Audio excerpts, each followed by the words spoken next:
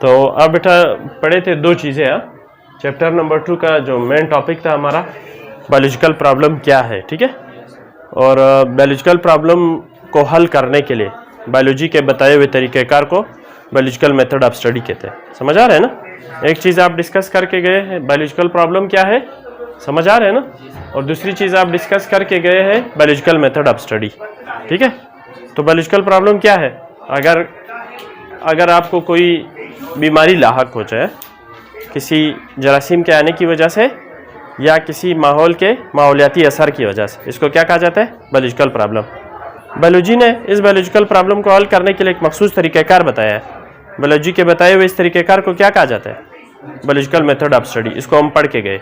आपने फिर ये भी कहा था कि बायोलॉजिकल मेथड ऑफ स्टडी क्या है, progressive step by step process है, various progressive step by step process है। समझ आ रहे हैं ना। और इस आपको आप डिस्कस करके गए थे कि पहला स्टेप क्या है, डिटेक्शन ऑफ बायोलॉजिकल प्रॉब्लम। दूसरा स्टेप क्या है, ऑब्जर्वेशन अबाउट बायोलॉजिकल प्रॉब्लम। तीसरा स्टेप क्या है, हाइपोथेसिस अबाउट बायोलॉजिकल प्रॉब्लम, ठीक है। नेक्स्ट स्टेप क्या था, डिडक्शन ऑफ बायोलॉजिकल प्रॉब्लम, ठीक है। और नेक्स्ट स्टेप क्या था, एक्सपेरिमेंट। नेक्स्ट स्टेप क्या था, डेटा एनालिसिस। डेटा एनालिसिस के बाद नेक्स्ट स्टेप क्या था, रिजल्ट। और रिजल्ट के बाद फिर आपने कहा था थ्योरी फॉर्मेशन। और थ्योरी फॉर्मेशन के बाद क्या, लॉ फॉर्मेशन। यहाँ तक बात क्लियर।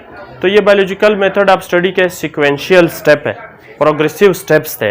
आज आपने पढ़ना एक कुछ और है। आज आपने बायोलॉजिकल प्रॉब्लम की एग्जांपल पढ़नी, बायोलॉजिकल प्रॉब्लम की example of biological problem. Examples of biological problem, examples of biological problem. तो सिंपली बेटा ढेर सारे बायोलॉजिकल प्रॉब्लम होते हैं इंसान की अगर बात करें। Example of biological problem in man या ह्यूमन, इन ह्यूमन या इन मैन, ठीक है। हाँ, अपनी बात करें कि मुझ में बायोलॉजिकल प्रॉब्लम कौन से हो सकते हैं। देखो आपको बीमारी होती है, कई नौयत की होती कि नहीं होती। टाइफाइड है, फर्ज करें टाइफाइड बायोलॉजिकल प्रॉब्लम है, ठीक है। समझ आ रहे हैं ना बेटा। कोरोना है, रिसेंट बीमारी है, ये भी एक बायोलॉजिकल प्रॉब्लम है। समझ आ रहे हैं ना बेटा। और इसी तरह मीजल्स है, खसरा है, ये भी एक बायोलॉजिकल प्रॉब्लम है, ठीक है। डेंगू बुखार है, ये भी एक बायोलॉजिकल प्रॉब्लम है, ठीक है। पोलियो है, ये भी एक बायोलॉजिकल प्रॉब्लम है। डिप्टेरिया है, ये भी एक बायोलॉजिकल प्रॉब्लम है। यहाँ तक बात क्लियर है। और हमने जो यहाँ डिस्कस करना है, यहाँ पढ़ना है, वो क्या है, malaria is a biological problem of human being. Example में आप क्या लिखेंगे, ढेर सारे बायोलॉजिकल प्रॉब्लम है ना, लेकिन आपके किताब में आपने कौन से बायोलॉजिकल प्रॉब्लम को पढ़ना है, malaria is a biological problem,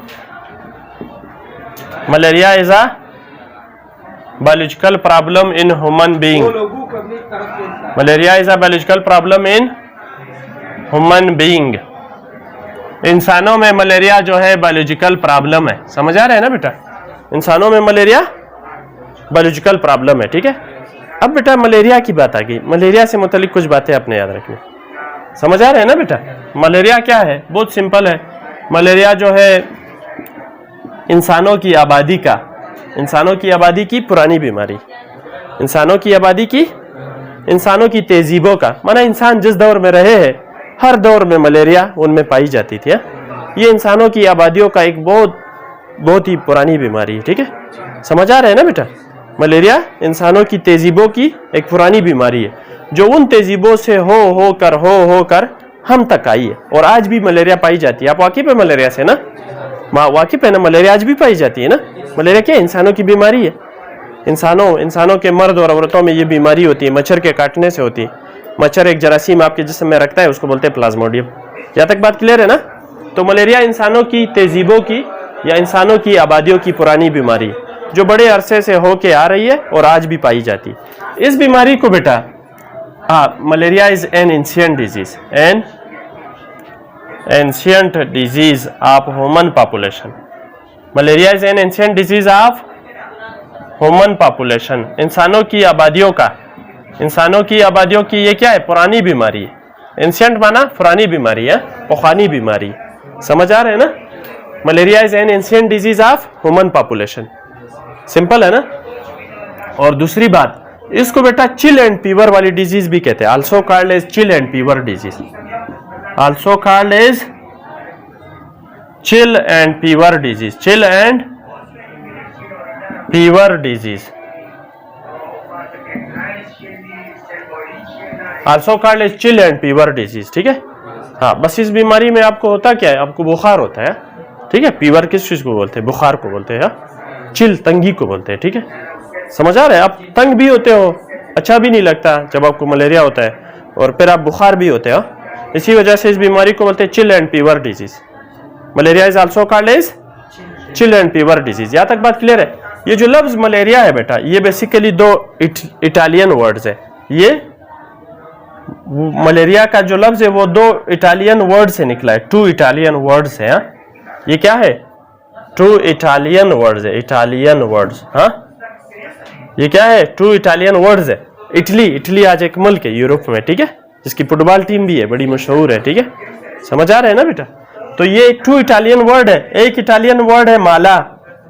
Mala means bed. अगर आप इसको अंग्रेजी में वो करते हैं, कन्वर्ट करते हैं, माला मीन बेड, बेड माना गंदा, ठीक है। और दूसरा लफ्ज है area, malaria. Area mean year, area means year. तो दोनों को मिलाते हो तो क्या बन जाता है, बेड ईयर, बेड ईयर, गंदी हवा, गंदी हवा, ठीक है। उस दौर के इंसानों का ख्याल ये था, इटली में मौजूद उस दौर के इंसानों का ख्याल ये था कि ये जो बीमारी इंसानों को लगती है, जिसको चिल एंड फीवर की बीमारी भी बोलते हैं, ये दरअसल गंदे माहौल की वजह से होती है। समझ आ रहे हैं। उनका ये ख्याल था कि जब आपके घरों के आसपास गंद पड़ा होता है, आपकी गलियों में गंद पड़ा होता है, आपके कमरों में गंद पड़ा होता है, और आप गंद वाले इलाके में रहते हैं, गंदी जगहों पर रहते हैं, तो फिर उन लोगों को ज्यादा मलेरिया होती थी। और होता भी ऐसा था। जो लोग बेटा साफ सुथरे माहौल में रहते थे, उनको मलेरिया कम होती थी। उन बंदों को असल हकीकत का पता नहीं था कि ऐसा क्यों है। बस उनको 2 चीजें लगती थी। गंद वाले इलाकों में जो लोग रहते थे उनको मलेरिया ज्यादा होती थी, और साफ इलाकों में रहने वाले लोगों को मलेरिया कम होती थी। इसी वजह से उन्होंने उनका इस बीमारी का नाम क्या रखा, मलेरिया। मलेरिया, माला mean bad, area mean air. यहाँ तक बात क्लियर है, कोई मसला तो नहीं। ये मलेरिया से मुतल्लिक हमने चंद एक बातें सीखनी थी। तो अभी बायोलॉजिकल प्रॉब्लम है क्या, 2 बायोलॉजिकल प्रॉब्लम उस वक्त के इंसानों को सामने आए। पहली बायोलॉजिकल प्रॉब्लम ये सामने आई कि ये जो मलेरिया बीमारी है, जिसको चिल एंड फीवर की बीमारी भी कहते हैं, ये किस चीज की वजह से होती है, किस जरासीम के लगने की वजह से होती है। देखो, हर बीमारी के पीछे एक जरासीम है कि नहीं। तो पहली बायोलॉजिकल प्रॉब्लम ये बनी है, बायोलॉजिकल प्रॉब्लम फर्स्ट।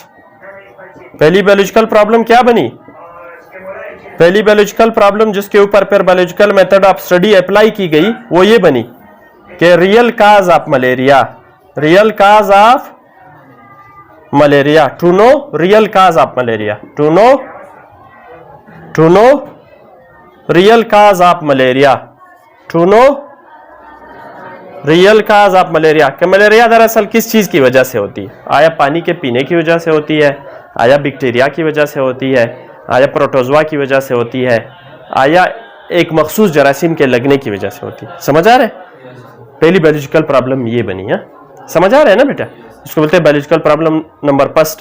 अब बायोलॉजिकल प्रॉब्लम नंबर फर्स्ट में उस दौर के इंसानों ने किस चीज की कोशिश की, इस चीज को जानने की कोशिश की कि मलेरिया असल में होता किस चीज की वजह से। ये जो चिल एंड फीवर की बीमारी है जो इंसान को लगती है, जिसमें इंसान को चिल एंड फीवर होता है, समझ आ रहा है ना, ये असल में होती किस चीज की वजह से। तो पहली बायोलॉजिकल प्रॉब्लम ये थी कि to know the real cause of malaria, to know the real cause of malaria. अब जब बेटा इसकी पहचान हो गई, हम अभी पढ़ेंगे इसको, हाँ, जब इसकी पहचान हो गई तो एक और बायोलॉजिकल प्रॉब्लम भी सामने आई। वो बायोलॉजिकल प्रॉब्लम क्या थी, बायोलॉजिकल प्रॉब्लम नंबर 2। वो क्या थी, biological problem number 2, biological problem number 2। Biological problem number 2 में किस चीज के जानने की कोशिश की गई, इस चीज के जानने की कोशिश की गई कि हाउ मलेरियल पैरासाइट, मलेरिया का जो जरासीम है ना, how malarial parasite is transferred, how malarial parasite is transferred from infected person blood, from infected person blood to healthy person blood, healthy persons blood. Malaria का जरासीम एक मुतासिरा शख्स के खून से एक सेहतमंद शख्स के खून तक कैसे मुंतकिल होता है? माना मलेरिया की जरासीम का इंतकाल का जरिया क्या है? इसको एक जिस्म से दूसरे जिस्म में कौन मुंतकिल करता है? पहली चीज जानने की ये कोशिश की गई ना कि इस बंदे को जब मलेरिया होता है तो ये किस वजह से होता है। दूसरी बायोलॉजिकल प्रॉब्लम ये सामने आई, इस चीज को जानने की कोशिश की गई कि ये जो बंदा बीमार है, आज के दिन इसके जिस्म में जरासीम मौजूद है, उसको मलेरिया है, ये जरासीम इसके जिस्म से उस हेल्दी बंदे के जिस्म में कैसे चला जाता है। ठीक है, तो दो बायोलॉजिकल प्रॉब्लम सामने आया। पहला बायोलॉजिकल प्रॉब्लम ये था कि ये जो इसको मलेरिया की बीमारी होती है ये किस वजह से होती है, किस जरासीम की वजह से होती है। जरासीम के नाम को जानने की कोशिश की गई। ठीक है, और दूसरी जो बायोलॉजिकल प्रॉब्लम ये सामने आई कि ये जो बंदा मलेरिया है, मेरे सामने आज इसको मलेरिया है, कल उसके घर के दूसरे पर को भी मलेरिया हो जाता है, तो ये जरासीम जो इसके जिस्म में पाया जाता था, जो इसको मलेरिया करके गया था, ये जरासीम इसके जिस्म से उस जिस्म में कैसे शिफ्ट हुआ। ठीक है, तो अब हम पहले उसको वो करते हैं। देखो, इस बायोलॉजिकल प्रॉब्लम को हल करने के लिए हम क्या अप्लाई करेंगे? कौन से बायोलॉजी ने एक मखसूस तरीकाकार बताया है ना इस बायोलॉजिकल प्रॉब्लम को हल करने के लिए, इस बायोलॉजिकल प्रॉब्लम की सोल्यूशन को लेने के लिए। इस बायोलॉजिकल प्रॉब्लम की सोल्यूशन लेने के लिए आप क्या करेंगे? वो use biological method of study. उस दौर के इंसानों ने क्या किया? बायोलॉजिकल मेथड ऑफ स्टडी को अप्लाई किया। We used biological method of study. इस चीज को जानने के लिए कि मलेरिया किस चीज की वजह से होती है, आप क्या अप्लाई करेंगे? बायोलॉजी ने आपको एक मखसूस तरीकेकार बताया, आप उस तरीकेकार से हट नहीं सकते ना।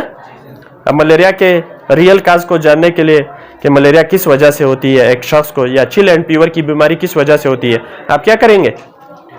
आप biological method of study apply करेंगे। क्या करेंगे? बायोलॉजिकल मेथड ऑफ स्टडी आप यूज करेंगे या अप्लाई करेंगे। ठीक है, और आपको पता है कि बायोलॉजिकल मेथड ऑफ स्टडी एक स्टेप प्रोसेस नहीं है, बल्कि ये progressive various step by step process है।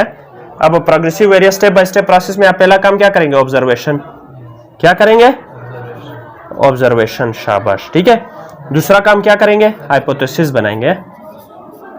अब मलेरिया के रियल काज को मालूम करने के लिए क्या करेंगे? पहले ऑब्जर्वेशन करेंगे, फिर हाइपोथेसिस बनाएंगे, फिर जो है मलेरिया के रियल काज को मालूम करने के लिए आप हाइपोथेसिस से क्या बनाएंगे? डिडक्शन, और डिडक्शन से फिर आप क्या करवाएंगे? एक्सपेरिमेंट करेंगे डिडक्शन के ऊपर।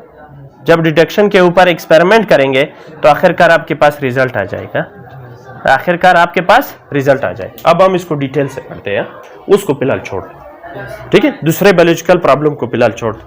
ये पहली एग्जांपल पढ़ते हैं, बायोलॉजिकल प्रॉब्लम की पहली एग्जांपल पढ़ते हैं।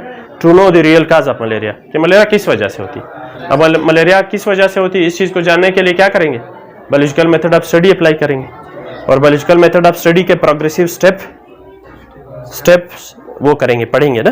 ठीक है, अब इस चीज को देखे, खाली डस्टर से मैं ये मिटाऊं मैं, हाँ ये मैं मिटा देता हूं। अब सुने बेटा, तो उस दौर से लेकर बेटा उस दौर में मलेरिया के असल काज को जानने के लिए उस दौर में बहुत सारे ऑब्जर्वेशन हुए, बहुत सारे ऑब्जर्वेशन हुए। वो ऑब्जर्वेशन बेटा कई तरह के थे। वो ऑब्जर्वेशन क्या थे? कुछ लोगों का ख्याल ये था, पहली स्टेप क्या है? ऑब्जर्वेशन। हाँ, मलेरिया का असल वजह मालूम करने के लिए कि ये किस जरासीम की वजह से होती है, बहुत सारे ऑब्जर्वेशन हुई।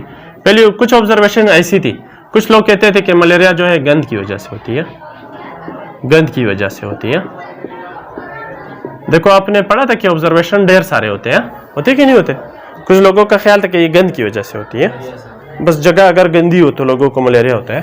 कुछ लोगों का ये ख्याल था कि ये गंदे पानी के पीने से होती है, गंदे पानी के पीने से होती। समझ आ रहा है ना बेटा? यहाँ तक बात क्लियर है? कुछ लोगों का ये ख्याल था कि रात को बाहर सोने की वजह से होती है। जब आप रात को गर्मियों में बाहर सोते हो और अपने ऊपर मच्छरदानी नहीं रखते हैं, या अपने ऊपर वो रजाई नहीं रखते हैं, तो आपको मलेरिया हो जाती। कुछ लोगों का ये ख्याल था। कुछ लोगों का ख्याल था कि वो लोग जो अंदर सोते हैं उनको कम मलेरिया होती है, जो लोग अंदर सोते हैं उनको कम मलेरिया होती है, उनको कम मलेरिया होती है। समझ आ रहा है ना? कुछ ऑब्जर्वेशन, देखो ऑब्जर्वेशन ढेर सारे लोगों के ख्यालात है।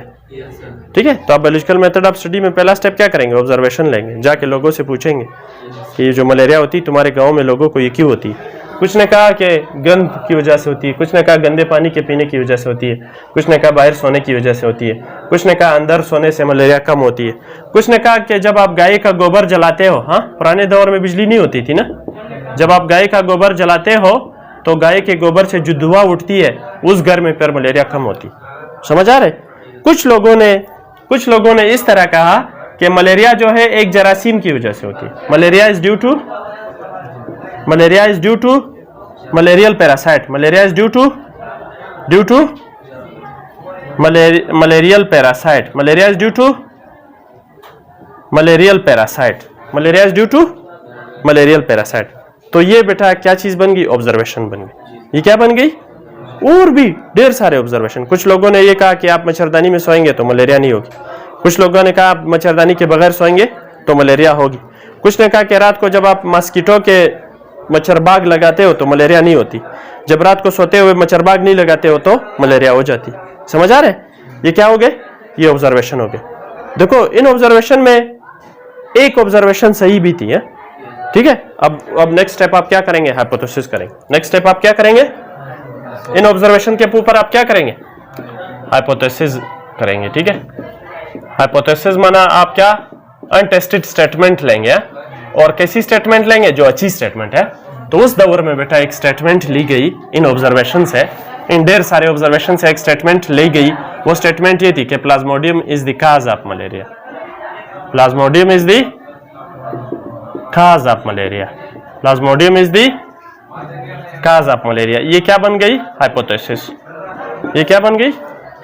हाइपोथेसिस। देखो ऑब्जर्वेशन बहुत सारे थे ना, गंद की वजह से मलेरिया होती है, गंदे पानी के पीने की वजह से मलेरिया होती है, बाहर सोने की वजह से मलेरिया होती है, जिनके घरों में खिड़की और रोशनदान नहीं होते उनको ज़्यादा मलेरिया होती है, जिन घरों में जाली के दरवाजे आपने नहीं लगाए उनमें मलेरिया ज़्यादा होती है। जो लोग बाहर सोते हैं ज़्यादा मलेरिया, जो मच्छरदानी में नहीं सोते वो जिनको ज़्यादा मलेरिया होती है, जो मच्छरदानी में सोते हैं उनको मलेरिया कम होती है। और कुछ ने कहा कि मलेरिया एक जरासीम की वजह से होती है जो मलेरियल पैरासाइट कहलाता है। इन ढेर सारे ऑब्जर्वेशन से फिर आगे जाके क्या बनाया? एक हाइपोथेसिस बनाया गया। उस हाइपोथेसिस को कैसे लिखते हैं? Plasmodium is the cause of malaria. Plasmodium क्या है? एक छोटा जरासीम, एक छोटा जरासीम है, यूकैरियोट है, यूकैरियोट है और प्रोटोजोआ है, यूनिसेलुलर प्रोटोजोआ है, ठीक है। प्लाज्मोडियम क्या है? एक जरासीम है। कुछ ने कहा सॉरी, इन ऑब्जर्वेशन से जब हाइपोथेसिस बनाई गई तो हाइपोथेसिस में क्या लिखा गया कि plasmodium is the cause of malaria. Malaria Plasmodium की वजह से होती है। मलेरिया। अब इसके ऊपर क्या बनाई गई? डिडक्शन। इस हाइपोथेसिस के ऊपर क्या बनाई गई? डिडक्शन बनाई गई। डिडक्शन में बेटा दो चीजें इस तरह लिखी गई है। डिडक्शन हमेशा इफ और देन से, इफ से स्टार्ट होता है देन पे खत्म होता है। ये लिखा गया कि if plasmodium is the cause of malaria. If plasmodium is the, अगर प्लाज्मोडियम मलेरिया का सबब है, if plasmodium is the cause of malaria, is the cause of malaria, अगर प्लाज्मोडियम मलेरिया का सबब है, then all person suffering from malaria. देखो if से स्टार्ट होता है देन से खत्म होता है। If plasmodium is the cause of malaria then all person suffering from malaria, then all person suffering from malaria, then all persons suffering from malaria must have plasmodium in their blood, plasmodium in their blood। ये चीज क्या बन गई? Deduction. ये की चीज क्या बन गई? हाँ, कि अगर प्लाज्मोडियम मलेरिया का सबब है तो वो लोग जो बीमार है उनके जिस्म में भी प्लाज्मोडियम होना चाहिए कि नहीं होना चाहिए? समझ आ रहे? अगर प्लाज्मोडियम मेरे जिस्म में मलेरिया का सबब है और जिसकी वजह से मैं बीमार हूँ, और अगर इसके जिस्म में प्लाज्मोडियम हो, आपके जिस्म में भी प्लाज्मोडियम हो, इसके जिस्म में भी प्लाज्मोडियम हो, इसके भी जिस्म में भी प्लाज्मोडियम हो, तो आप सबको भी बीमार होना चाहिए कि नहीं होना चाहिए? तो ये डिडक्शन बन गई। यहाँ तक बात क्लियर? देखो ऑब्जर्वेशन ढेर सारे हैं। हाँ, कुछ लोगों का ख्याल ये था कि बाहर सोने की वजह से मलेरिया होती है, कुछ लोगों का ख्याल ये था कि रात मच्छरदानी न उड़ने की वजह से आपको मलेरिया हो सकती है, कि अगर आप गाय का गोबर जलाएंगे तो दुआ होगी तो वहाँ मलेरिया नहीं होगा, और जो लोग बगैर गाय के गोबर की दुआ के बगैर सोएंगे उनको मलेरिया होगी। और कुछ ने कहा कि मलेरिया जो है जरासीम की वजह से होती है। सही? फिर आपने हाइपोथेसिस क्या बनाया कि plasmodium is the cause of malaria. Plasmodium एक छोटा जरासीम है, ठीक है। फिर आगे क्या हुआ? डिडक्शन बनाई गई। हाइपोथेसिस के ऊपर डिडक्शन बनाई गई। डिडक्शन में if plasmodium is the cause of malaria, अगर प्लाज्मोडियम मलेरिया का सबब है तो वो लोग जो बीमार है उन सबके जिस्म में क्या होना चाहिए, उनके खून में क्या होना चाहिए, प्लाज्मोडियम होना चाहिए। ठीक है, देखो मेरे खून में प्लाज्मोडियम है तो मैं बीमार हूँ, आपके खून में भी अगर प्लाज्मोडियम होगा तो आपको बीमार होना चाहिए कि नहीं होना चाहिए। हाँ शाबाश। इस डिडक्शन के ऊपर आखिरकार क्या की गई, एक्सपेरिमेंट। क्या की गई, देखो एक्सपेरिमेंट कल भी मैंने आपको बताया था कि एक्सपेरिमेंट क्या होता है, लेबोरेटरी में होता है। क्या होता है, लेबोरेटरी में होता है। और एक्सपेरिमेंट में कितने ग्रुप चूज करते हैं, 2।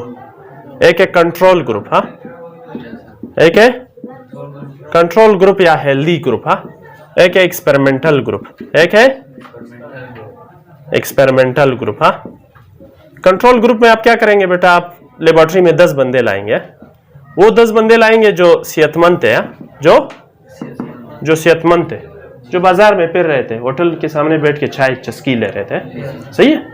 आप क्या करेंगे, उन 10 बंदों को लेबोरेटरी लाएंगे और 10 बंदों से खून लेंगे। क्या लेंगे, देखो मलेरिया का टेस्ट आपने करना है ना, आपने जरासीम को मालूम करना है कि इनके खून में मलेरिया का जरासीम है कि नहीं, आपने इस चीज को मालूम करना है कि इनके खून में प्लाज्मोडियम है कि नहीं। तो आप सबका खून लेंगे और इन सब के खून को किस चीज के ऊपर डालेंगे, स्लाइड के ऊपर। हाँ, इन सब के खून को किस चीज के ऊपर डालेंगे, स्लाइड के ऊपर। हाँ, जब आप स्लाइड के ऊपर इसको डालेंगे और जब आप माइक्रोस्कोप में देखेंगे तो 10 में से 9 बंदों के खून में, 10 में से 9 बंदों के खून में जरासीम नहीं होंगे। 9 बंदों के खून में क्या होंगे, जरासीम नहीं होंगे। हाँ, तो आप इनके रिजल्ट में क्या लिखेंगे कि इनके खून में जरासीम नहीं है, प्लाज्मोडियम नहीं है, इनके खून में प्लाज्मोडियम नहीं। जब इनके खून में प्लाज्मोडियम नहीं होगा तो क्या मलेरिया होगा, तो आप कहेंगे इनको मलेरिया भी नहीं, ये सेहतमंद है, इसी वजह से होटल के सामने बैठे चाय पी रहे, सही है ना। और 10वें बंदे में हो सकता है, 10वें बंदे को शायद जरासीम उसके खून में आया हो, लेकिन जरासीम की इंक्यूबेशन पीरियड पूरी नहीं होगी, इसी वजह से उसको मलेरिया अभी तक नहीं हुआ है। 2-3 दिन बाद शायद मलेरिया हो जाए उसको। समझ आ रहा है ना बेटा, यहाँ तक बात क्लियर है। और एक्सपेरिमेंटल ग्रुप के 10 बंदे जो घर में पड़े थे, बीमार थे, बिस्तर पर थे, ये होटल के सामने नहीं बैठे थे, बिस्तर पर पड़े थे और सख्त बुखार था, चिल एंड फीवर था।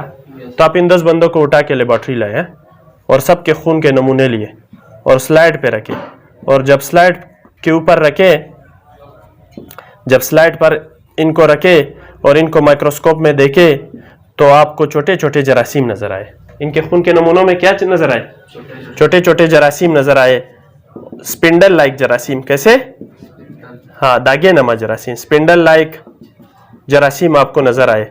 जब स्पिंडल लाइक जरासीम नजर आए तो आपने रिजल्ट में क्या लिखा कि इनके खून में प्लाज्मोडियम मौजूद था, इनके खून में प्लाज्मोडियम मौजूद था ना।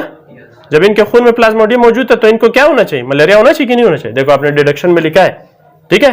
तो ये सारे रिजल्ट में आप क्या लिखेंगे, इनके खून में प्लाज्मोडियम मौजूद है, इन सबको, इन 10 बंदों को मलेरिया थी। यहाँ तक बात क्लियर है।